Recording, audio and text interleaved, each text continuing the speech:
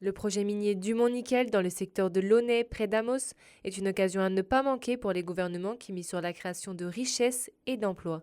C'est l'avis de la Chambre de commerce et d'industrie d'Amos qui espère que les décideurs accéléreront leur processus d'analyse. Alors là, ça nous amène ailleurs, dans un autre type de mine, dans un autre type de technologie, dans d'autres types d'emplois.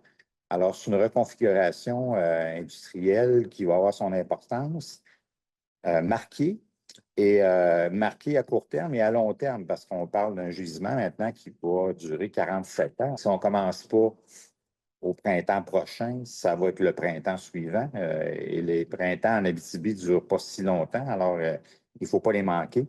Donc, c'est pour ça qu'il y a une urgence aujourd'hui d'avoir des engagements. On ne demande pas au gouvernement de faire un chèque, on demande au gouvernement de s'engager. La future mine promet d'ailleurs des retombées économiques majeures. C'est 1,2 milliard d'investissements, donc en retombées économiques, en emploi, en chiffre d'affaires pour les fournisseurs et entrepreneurs locaux, c'est immense. Donc, c'est l'importance du projet qui a un petit côté encore plus critique du fait que l'industrie forestière, qui est aussi une de nos bases économiques, est en ralentissement.